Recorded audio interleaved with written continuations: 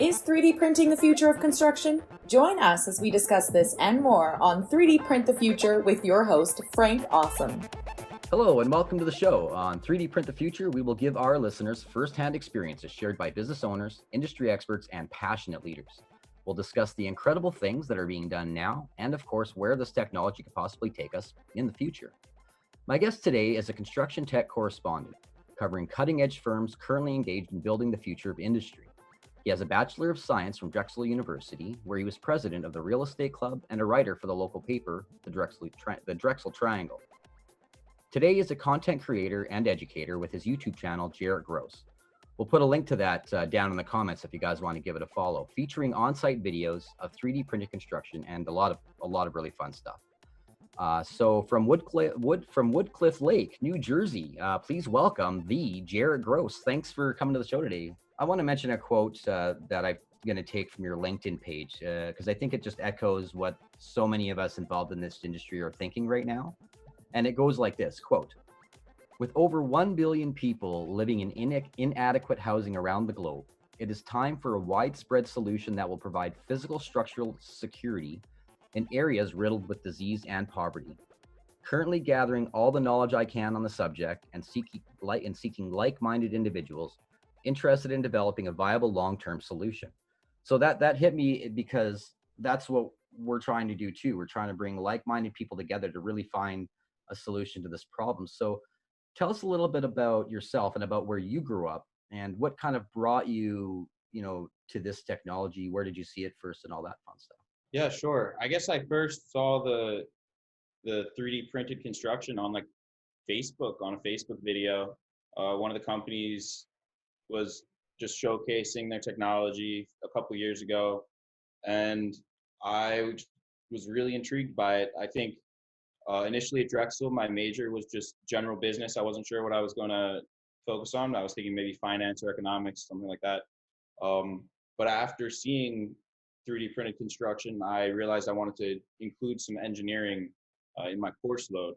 So I switched from general business to a business and engineering major that would give me exposure to physics classes and mechanical engineering classes, so that I would have a better understanding of kind of how it worked.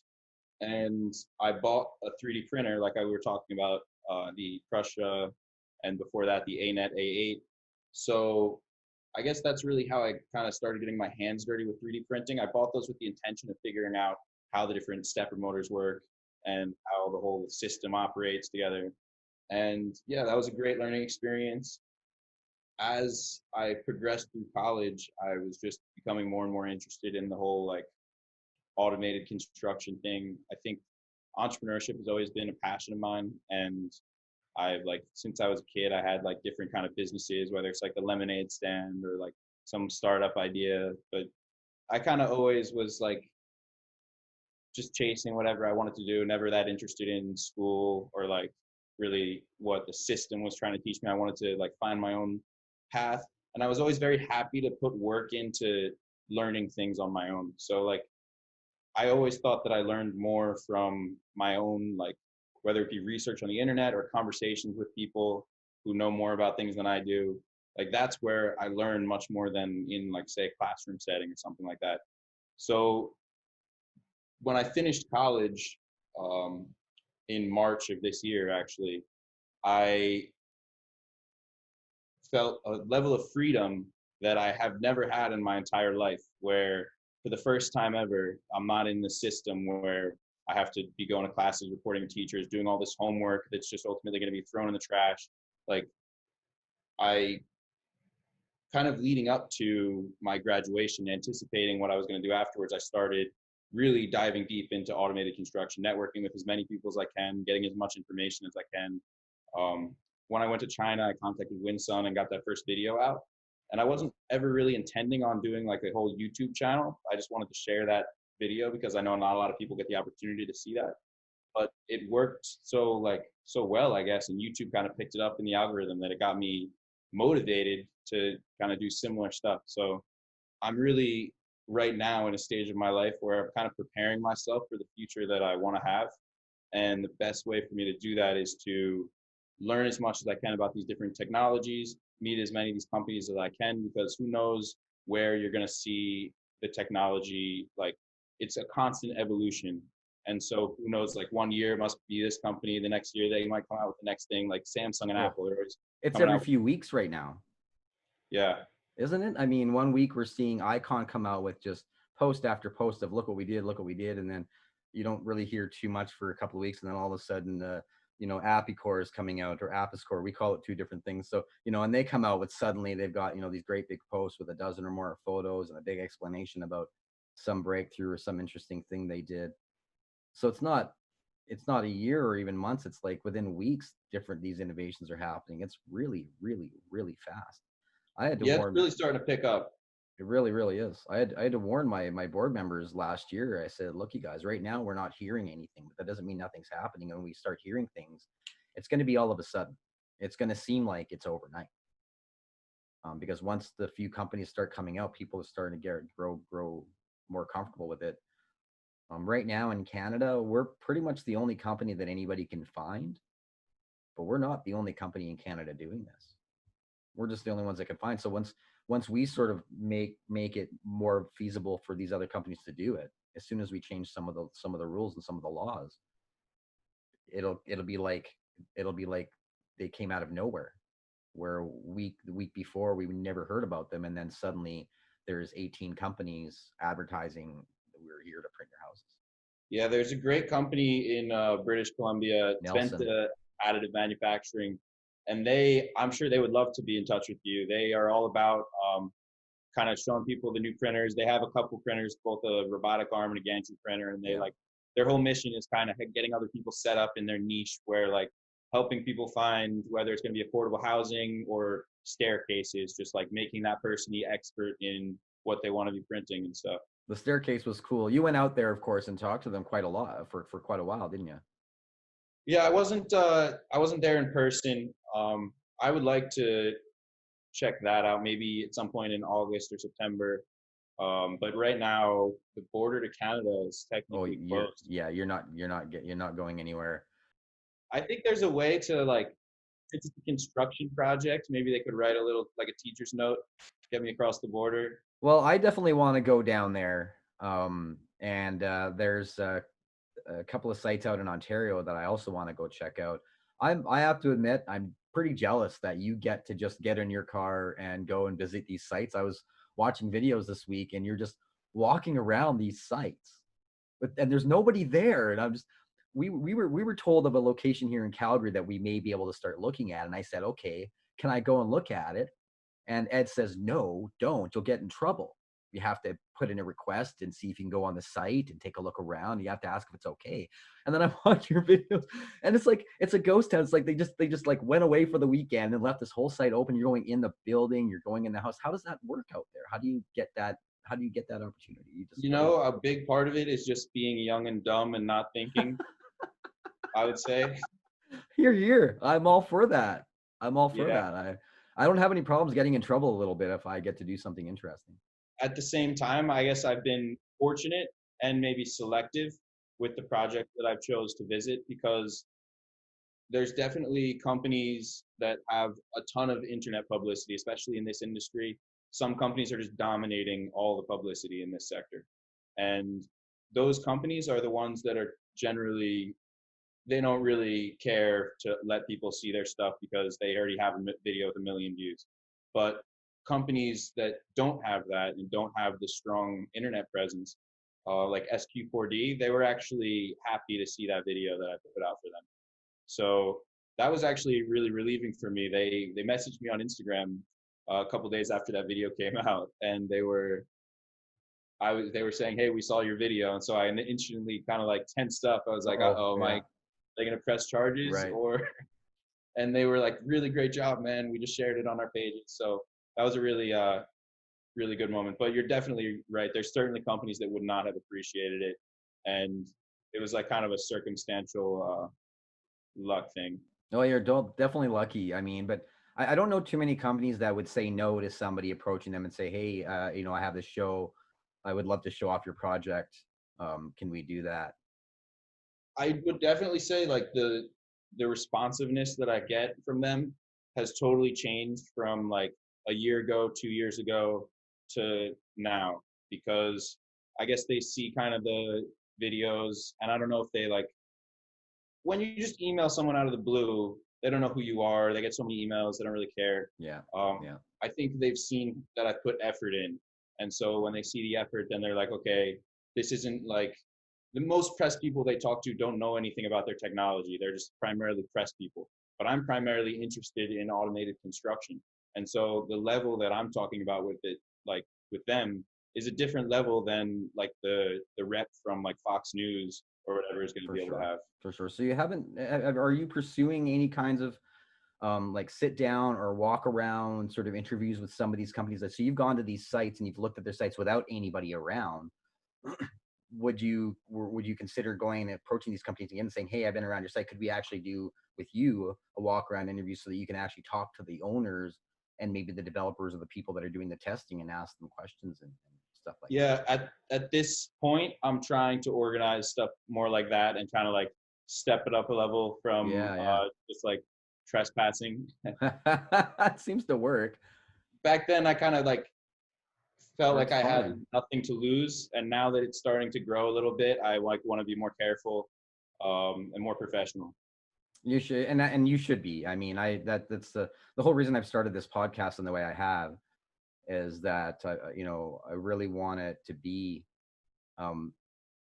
professional in the sense that we're going to have a lot of entrepreneurs listening. We're going to have a lot of people that are very, very smart, very technically proficient. They're going to pick apart any things that we might even say because they just have more knowledge than we do. I want them to pick apart information and not the show. I really want to just be a show that does educate people just like you do. That's I feel a kinship in a way, because you're really trying to, and you're not just trying, but you are educating people into what's going on. Your videos really show it up close, in reality, and I think that's what kind of makes them special. Yeah, I've recorded like 7 episodes now of like the Automated Construction Podcast, and they've performed like okay on YouTube. They're my worst performing videos by far, but they still get like a decent amount of views. So I'm happy to like keep doing it for the few people that are enjoying it.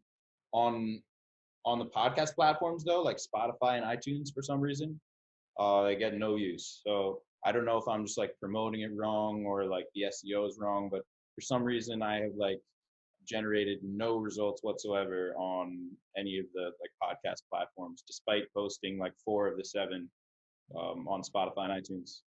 I think it's a matter of time. It's a new subject. I find that it's like an inside joke. I've had enough bands that we know that an inside joke can be more than just a joke. Sometimes it's a song that we think is hilarious or we think is really special in some way or another, and we're like, people are going to love this, or people are going to think it's really, really funny. And I'm a cynic. I go, no, they won't. Well, why? Well, because they don't know the joke. They don't understand what's really going on, so that it just doesn't mean anything to them. And I think that's what's happening right now. Is the industry is special to us because we've been kind of in it for many years now, and it won't really become special until it really gains a lot more popularity. I think we've got a ways to go. I think we've got, another year or so. Well, for people like you and me, hopefully somebody else will start up another podcast or another thing about 3D printing, and just sort of, once it becomes a thing. Right now, it's not a thing. Right now, it's very vague, not popular. It's not something that people go, oh, I'm going to go look for a 3D printing podcast, because does that exist? Does that even enter their mind as a possibility? True. So it's going to take time for that. It's a trickle effect, right? So a trickle, and then it turns on more and more and more and more. To some level, I really don't even feel like I've like entered the industry yet. Like I'm kind of a secondary source where like I've never even seen the printer in person printing. So like for me to like it's hard for me to feel like an expert when I haven't seen the printer in person yet. Like when I can see the printer, touch the wet mix before it dries, and like really understand the entire process, feel confident that I could operate it on my own. Like I need more. When I do feel like I'm an expert, I feel like I'll be able to do consulting for construction companies, Mm-hmm. and maybe even some like venture capital firms or investment banks that are trying to invest in or do deals with construction firms that are trying to do like high tech stuff. But I like I'm trying to build myself up to a level where I have that expert level credential, because I mean, like I was saying earlier, like it's the difference between being a secondary source, someone who like it's read about it, heard about it, seen it, whatever, or a primary source. Mm. And like you can get as close as you want to the primary sources, but unless you become a primary source, you're never going to be a primary source. That's a really good point. So how do you gain that expert to be a consultant in an industry that doesn't quite exist yet? Yeah, I think it's all about relationship building. Mm. And so if I build the right relationships with the people who are innovating in this technology, then I can have my kind of finger on the pulse of what's going on when. So like if I can provide them value of a platform that can help them get an audience and like kind of promote the whole industry and the technology so that people become more accepting of it, then we'll have a mutually beneficial relationship. And I feel like I'm not sure how exactly I'm going to make a living off of it, but I think if that mutually beneficial relationship is there, Mm-hmm. then the living will come. Yeah, sometimes you got to build it first, right? I always like to talk about the processes and whatnot of the machines themselves. And you said you hadn't seen any machines running yet. There's just something I was hoping to kind of pick your brain about, because I thought since you were on those work sites, maybe you'd seen some of those machines, but you did get to see um, that one set up. Where was it? Yeah, New York, the SQ40 project. Right. So that you've seen the machine set up, and then you went back later, and the machine had been torn down and it was on the ground off to the side. I did find that interesting too, how small, like that was quite a large machine. It was a big building. Yeah, and it folded down. And it folded down and came apart in pieces. It looked like you could take up maybe a half a bed trailer with that thing. Yeah, that was really impressive to me too, because I wasn't expecting the collapsibility of it at all. So what was your thoughts about walking up to that machine, for the first time, all built with a building under it, you could see that it had done the work, your first time walking up to it. What was your impression?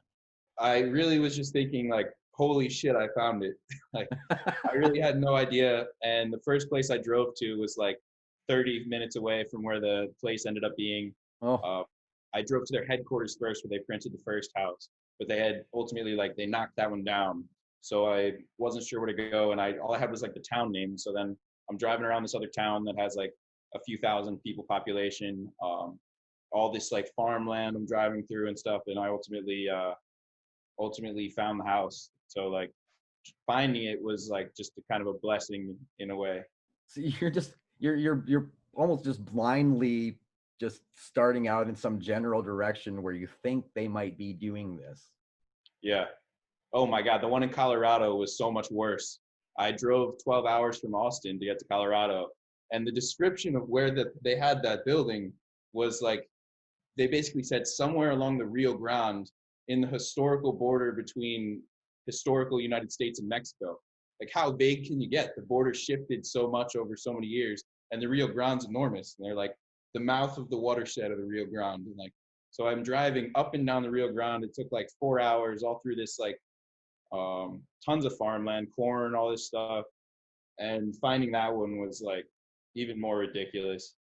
You're a determined sort of fellow, no doubt about that. Yeah, I mean, once I'm 12 hours in, even if it's another 12 hours to find it, you're not going to turn them around when you're halfway there, right? Why bother, right? That's for sure. Have you ever met anybody on site? Has anybody ever kind of approached you when you're walking onto these sites? Yeah, the roofers were there when I got to the SQ4D project the second time. Okay. So you did have some of them on film. Yeah, and I had already been in contact with SQ4D before that, so they kind of like knew that I saw the project. I knew they were happy about it. So yeah, I did ask them if they would be comfortable with me doing the drone footage. I had like one shot with a guy on the roof. I know when things start opening up here and I start finding sites to go visit, I'm gonna want to have a drone to sort of, because there's nothing better than a good bird's eye view of a site. What did you think of them putting a stick roof on a 3D house? Do you think that's lazy, or do you think it's just pragmatic? What do you think about that? I definitely like the idea of integrating a bunch of different materials in printed construction, and I think wood is like a great one just because it's like calming and people like it, whereas concrete is disturbing and cold and like not comfy. Wood has like a very comfy natural feel. So having the wood, like the sound qualities, the insulation properties, and just like the way it feels, it doesn't transfer heat like cold concrete would or hot concrete would. So just like I I think using wood is a good thing in the project, and concrete's so heavy, you don't want it like hanging over you really. I don't know. Well, there's something about the concrete that I think, and you've really put on a good point there. Is something that a lot of people talk to me about is when they talk about the material that we're going to use for 3D printing, it's not even concrete anymore. Especially the kinds of materials that we have in development. It really couldn't possibly be considered concrete anymore. We're creating materials that are very, very light, materials that have directional heat transference qualities to it, so that we can have heated flooring and walls that radiate the heat without needing to actually heat the interior of the space.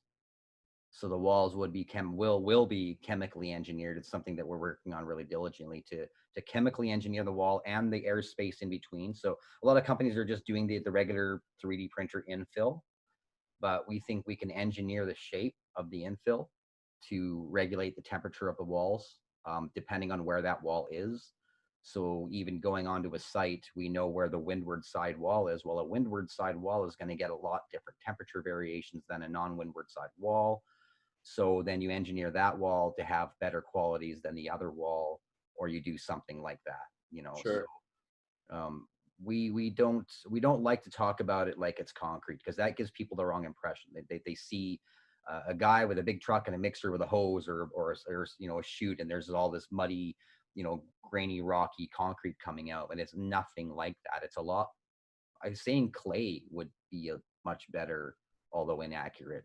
Definitely making it have a lower heat transfer property so it's a better insulator, and a having it be less heavy. Those are huge benefits. So I've seen a lot of like aircrete, foamcrete kind of stuff. That stuff's pretty cool, especially because it's they say like really strong. So even though it's light enough that somebody can pick up an enormous block at once, a car can't drive through it. So if you can have that kind of structural integrity and still have like a malleability, and also, let's say God forbid the roof comes crashing down, if you can like lift the weight of that off of you if it happens to fall on you, then it's much safer feeling than having like really printed concrete as your dome. And that's another thing we have to prove to people, is that it's not dangerous, which is a funny thing, because a home is a dangerous place. We're in a flammable box. We all live in a combustible box that's full of gas running around in pipes and all kinds. I mean, we probably can't get away from that particular thing, but at least the material that the pipes are running through doesn't have to be flammable. Yeah, it's like the question that Tesla faces with its autonomous driving. Like, yes. how much safer does the autonomous machine have to be? Like, if the robot kills someone, who's responsible? And like, if it's less deaths than regular construction, is that one death still unacceptable? Or do you like, obviously you have to look at it incredibly darkly as just statistics, because if it's statistically safer, then one death could be better than 30, whatever. But it's tricky ethics. I think we're going to be able to. It's going to take years, decades to prove it, because you're going to have to, have a whole bunch of 3D printed houses built and people living in them for years, and then somebody's going to have a tragic fire, or an earthquake, or a flood, and then it will have to happen directly to that building, and then we'll have to bring an investigative team in to decide, okay, what happened, how did it set, and go there. But once that event has happened and cleared, that's when things really become we have a precedent set. That's when we can finally say a lot of unique challenges being so far north. Like, what are your plans below the frost line? Well, plans are, I don't know if we would call it plans. The discussion kind of moves around ideas that we understand what permafrost does. Um, we would like to be able to build in a way that, in the same way we might build on Mars, and that's build for destruction in a way. So to try to have a material up there that we can build with, that we can build, and then when the area becomes unstable, we should be able to tear that down and reprint it in another location within, say, days or a week, with the same material or most of the same material, with, so we have less waste and all that. So you almost kind of get nomadic. I don't have any idea geologically how often that would have to be. I would hope it would be, in the order of 50, 100, 150 years. But the problem up there, in my opinion, is that the ground moves a lot. It goes up, it goes down, it goes side to side, because it's a solid fluid. So that's the challenge that we have to sort of overcome to build there, in a sustainable way. The reason why their buildings all break down after they build them is the ground moves, it shifts. All the wood does this, and it's shaking, and it's moving all over the place. And you can see all their buildings there. They do this. They don't do this as much. They do this. The ground is it's expanding and contracting underneath the buildings. So if you can do things like, even another thing we talked about is having pads that would allow the ground to slide underneath it. What are the solutions for that right now? Like, do helical piles help? It would do the same thing you would do in any regular construction. If I were to go build a 3D printed house there today, somebody, okay, give me a machine, let's go. I would make a base like I would for any normal house. I would pile down to bedrock, right to bedrock, so that then the permafrost isn't an issue. Fill it with concrete, fill it with pile, make my pad on top of that, and then come in and make my house. And in which case, you've got a permanent structure, which could easily be the way we go. I would like to see a more innovative solution to the problem than just use what we got. Even though just use what we got may be the best solution, I'm open to that. But I'm not close to thinking to myself, there's always got to be a better way. There always is. Well, the thing majorly working in your favor is the cost of labor up there. Yeah, and the fact that there's a lot of jobs that are a lot of people needing jobs out there. If we can introduce a whole new industry, we give people jobs, and it's a technical industry, so it can be considered a trade. It can be considered a tech job. You can have IT work in the construction trades now, where you're the IT guy for 3D PHC, and your job is to go around to the job sites and make sure that the software is working correctly, make sure that the wiring is hooked up correctly, or go and troubleshoot problems with the software when one of the workers has problems with the software. So now you're an IT guy, but you're in construction. That wouldn't happen before, really. You'd be in an office working on their computers. You wouldn't be at the job site. Well, framers are going to be not building the walls. Well, no, but they're going to be building walls anyways. It's not like traditional brick and mortar housing is going to just disappear because 3D printing is so great. Yeah. And there are going to be people, just like people that still own carriage and buggies out on their farms, because they're just really cool. Some guy owns a 51 hearse. It's not necessary at all. Can we do better? Hell yeah. But it's just really cool. And I can see brick and mortar houses kind of being that. They become the exception and not the rule, where you see an old country house in the country that's not quite the country anymore because the city's gotten so big, and you're like, wow, they used to live in those. Remember that? Remember those days when they had to build their houses with hammers? Isn't that crazy? Interesting for sure. But that's 1,000 years down the road. That's a long, long time from now. But for the meantime, and for the next foreseeable future, I see it being an added industry to create jobs where jobs are needed. We have not enough jobs for too many people, so you can't possibly take away jobs. How can you? If everybody's got a job to the point where there are people without jobs, then how can you take those jobs away? I'm not closing your company down because I'm 3D printing a house. You're not even losing customers, because the customers that are going to you are people that like brick and mortar houses. They like what you do. The people coming to us can't afford what you do. Yeah, I mean, usually when jobs go away, it's because there's a more efficient solution. And when the market becomes more efficient, everybody usually benefits in the long run. So it's like, I don't really,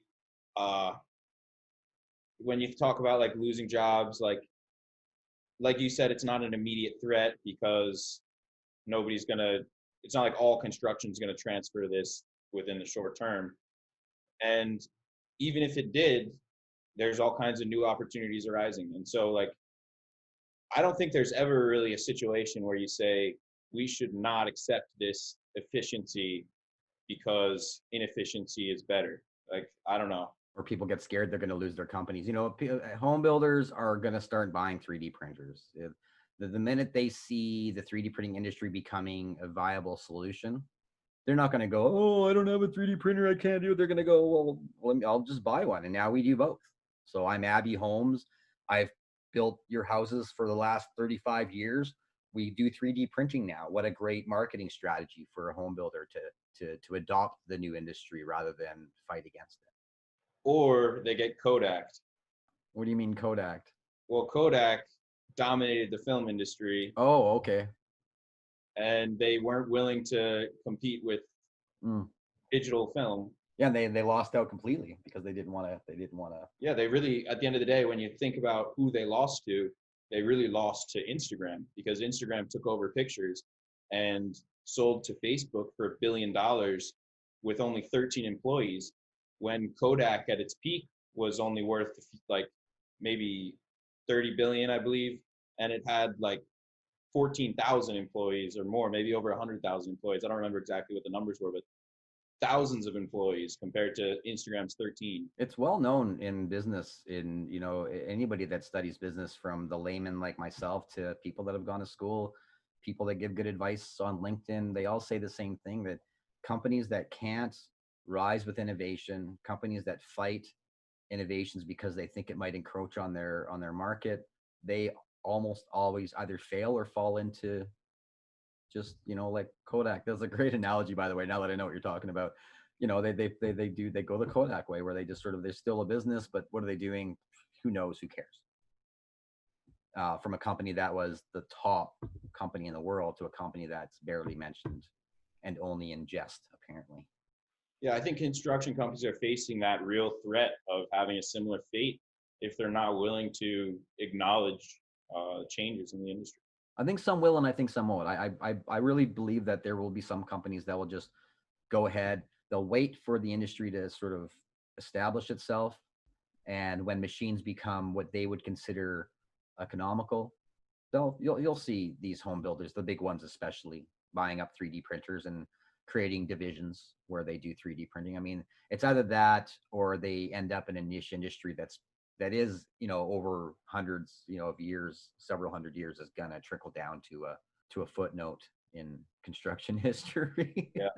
And that brings us to kind of the last part of the show that I like to talk about. And it's my favorite part to talk about, is where the future of 3D printing is going to take us, whether that's hobby 3D printing, construction 3D printing, medical 3D printing, or anything like that. Just in your travels and in your searches about 3D printing, what have you seen, and where do you think is the best use for this technology that will do the best for humanity to take us into the future? I've really been trying to separate myself from 3D printing, because I'm really not so interested in 3D printing. You mean which part? You mean the hobby part of it? Or what I'm interested in is automated construction, and right now it looks like 3D printing might be the most viable solution to automate construction. Okay, that's a good distinction. Okay. One of the most complete systems to automate the most part of it.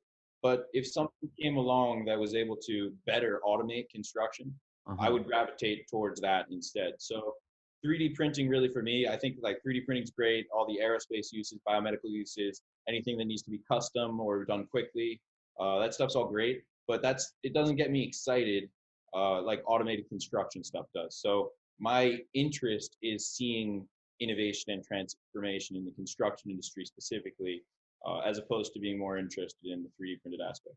What other forms of construction automation are you aware of then? Well, a big one is prefabrication, and that's one that's extensively covered. And there's so many different types of it that if I were to try to tackle something like prefabrication, I would be like an ant, and I wouldn't be able to amass any real level of information on it. There's always going to be someone who knows like far, far more about prefab than I do. And so I think that like getting even more specific, like some 3D printed construction is prefab, stuff like that. Like, uh, I'm really just trying to focus in on one thing that I think is promising. And yeah, like if something comes along that's much better, I'll jump ship. I like if they make a robot that is like a humanoid robot that builds a house like the old method and it's half the cost of 3D printed construction, you're like, I'm not gonna stick around. I'm gonna whatever I see as the most like cost effective towards affordable housing and towards like building a house for the lowest price.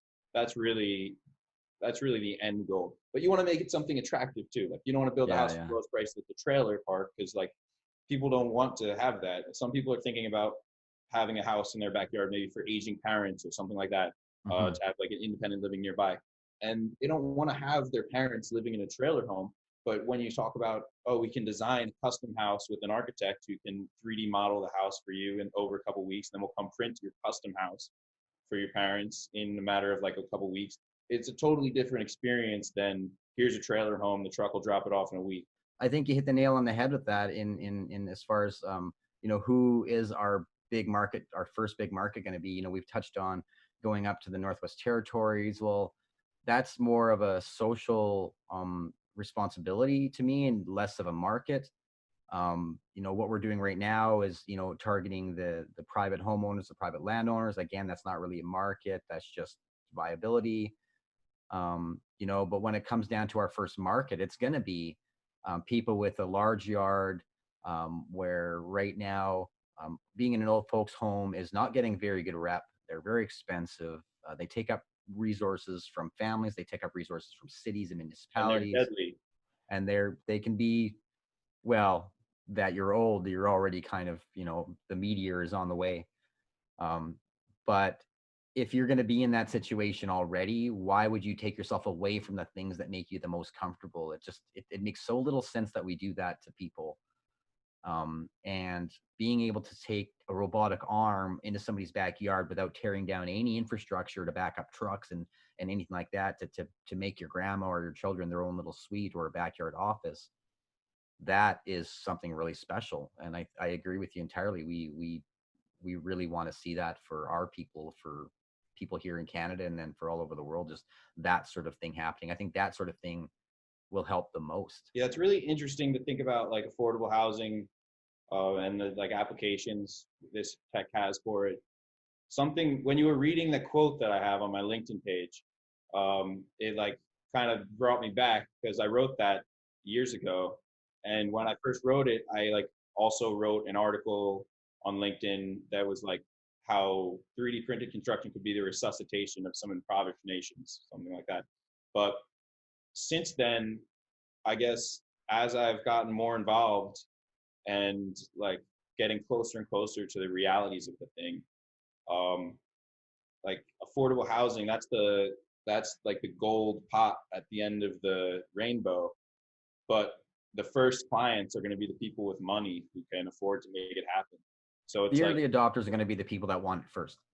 yeah, like with Tesla, they initially make $200,000 Roadster, and then they make the Model S, and then they make the Model 3 and get cheaper and cheaper. So it's going to be a like progression, to see how long it takes to get to that Model 3 kind of affordability. We really are trying to skip that step. We really are trying to skip the step of the $200,000 Roadster step.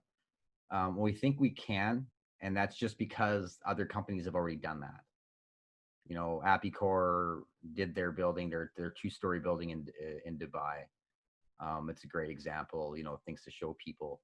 We really want to make it, affordable kind of right away. We don't want the first person who lives in a 3D printed house to pay what he would have paid for a regular house. It has to be, at least half that price. Wow. Otherwise, why do it? That's our attitude. Otherwise, Yeah, why do that's it? noble. That's certainly noble. It's just challenging to provide that from the get-go, especially when there's people willing to pay a premium to have the first one. That's not our point, though, right? We're not none of us, four of us, of us members on my team are at all greedy people in any way whatsoever. We really do, like, our mission is more social than innovative. So have you considered operating as a nonprofit? Yeah, we did. That's how I started the company. I actually went to the city of Calgary and I had several meetings with their social economic development department. I had a lady assigned to me for a few meetings. Um, we realized that I lacked more than enough skills to start this sort of thing up even as a nonprofit. I didn't have the business acumen, I didn't have the training, I didn't have construction training, all this stuff, right? Most of the money too, I'm sure they wanted to see. Well, the money would have come from the government. And it was that's like they were kind of interested, but once they found out that it was just some guy with an idea, it was obviously, I got I got the proper response, let's just say that. But I realized that too, so I kind of went back to the drawing board, did a little bit more prep to say, okay, what would I want this to happen, how would I want this to accomplish this, and then sent out a social media call out, kind of like I did with the podcast. Just did a social media call out saying, hey, I've got this idea. We can help a lot of people. We can take care of the housing crisis. It's really, really cool. If anybody who has skills in the following areas is interested in getting involved, let me know. We had probably a total of 8 people kind of try to get involved, and only 3 of those 8 people ended up being um, members of the board. So we all put in our money and made this a company, and did that. So it was going to be a nonprofit. Um, Unfortunately, if for it to have been a nonprofit, I would have had to already had a machine, already had all the testing done and everything like that, and kind of be ready to go. No government is going to help me from scratch start up a nonprofit where the risk is high and the payback is pretty much not guaranteed. It's guaranteed to not be guaranteed. Yeah, it's all trust based at that level. Nobody's going to be comfortable with that. I just wanted to help. I'm turning 50 soon. I know, I'm halfway through life and I haven't helped a single soul in my life. I haven't really done anything to help humanity move forward. And with social media being the way it is, and people complaining about this and complaining about that and I keep thinking, well, why are they complaining? Why aren't they doing anything about it? And I have to realize, well, that's kind of hypocritical because I'm not doing anything about this stuff. And so you have to start realizing that, okay, well, this thing has come up, 3D printing. I've had issues with housing my entire life. I've been homeless twice. My parents were poor to say the least. And so it's kind of close to my heart. I understand what it's like to not be able to afford to live properly. Um, and so this was close to my heart. So I looked at it as, okay, well, here it is. Here's my opportunity. It's something that I complain about. So it's something that I can do something about. So now I really feel strongly about, like, if you're really going to complain about something, anything, if you're going to complain about a whole bunch of things, pick one of those things and be doing something about it. Yeah, I agree 100%. The things people focus on sometimes or tend to be so trivial. And like, that's why I like this space so much, because what's less trivial than shelter? Like, shelter is so important. Like Maslow's hierarchy of needs, there's water, food, shelter, and then everything after that. But I mean, water and food are pretty well dominated, or as industries at this point. Shelter, I think, has a big opportunity to be majorly innovative. Even when you look at the productivity per worker in construction, has been like flat or on a downtrend even, which isn't like a bad thing. A lot of the downtrend is because there have been more safety jobs implemented. So maybe you had 2 guys on the job before, now you got a 3rd guy watching the 2. But still, no industry wants to see a downtrend in productivity per worker, especially when every other industry, you look around and they're all getting huge, dramatic increases in productivity per worker. So, I mean, you got to, as a construction industry, if you own a construction company, I'd be looking around saying, what about us? Like, where's our innovation? You mean within the brick and mortar industry? Like, why aren't they doing better there? Yeah. And there's a big focus on like BIM and like systems and stuff like that.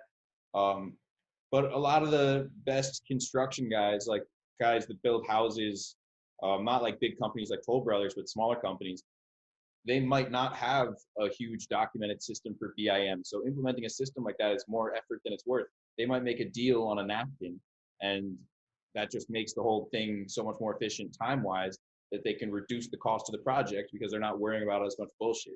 So like adding steps, BIM steps where they don't really need to be, like it's a lot of the innovations are faux innovations that aren't. Yeah. I mean, you can look at the numbers; they're not increasing the productivity per worker, and that's what's really important at the end of the day. Yeah, and that's a better way to put what I was saying, where that the how we build the buildings really hasn't changed at all. We just use different materials or whatever. There's been no innovation. So how would you automate the process of building a building with wood and drywall and all that stuff? Like, you got no workers or just a few workers running machines, and they've got robots. Would you use, like, how would that look to you? Have you even given that any thought? I haven't really. I only just came up with that now. It's just from what you're saying, it made me think Well, about it. there's a robot in Japan that's like, it's a humanoid robot, and it can pick up drywall off a stack, put the drywall on the studs, and screw it in and install drywall basically autonomously. So like, to some degree, that technology already exists. Well, but then you're not really innovating the technology, you're innovating the worker. So they're still drilling the drywall in, they're still, even let's say this robot can do everything that a construction worker can do. What have you That's innovated there? hypothetical, yeah. You haven't innovated the job at all. You still, Well, you've innovated the cost. If you can buy that robot for $70,000, $60,000, $50,000, you just paid for 1 year that guy's salary, but you have the robot for 10. So obviously that's a no-brainer. except those robots are going to cost $5 million each. That's interesting. I'd never ever considered. I'm a huge fan of automation, but never in a million years would I have considered automating an old technology like that. Like, Yeah, I mean, I wouldn't say that that's like, I don't think that's the most promising route. it would be an interesting challenge to look at, though, and to do some thought, do some thought experiments on, and just sort of, work your way around the problem and see if you can. I mean, that's how innovation happens. You work your way around an impossible problem, and maybe you spill the peanut butter on the floor and make something new. It's how it all works out, right? Didn't they figure out penicillin like that summer, something like that? It was rubber, actually. Rubber. Somebody was making I can't remember the whole story. Some guy was making something else on the stove with these materials, and he spilled some on the stove, and it dried, and he peeled it off, and it was rubbery, and voila, I've got rubber. Penicillin might have been the same way too. Maybe I don't know my history as well as I think I do.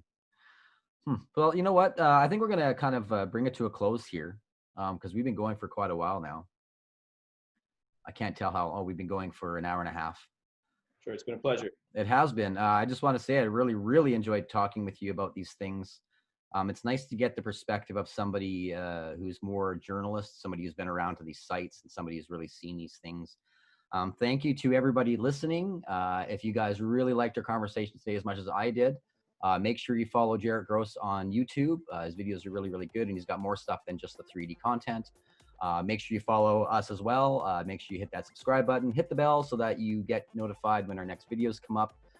Once again, thank you so much for listening, everybody, and we will see you guys all next time. All right, thanks for having me.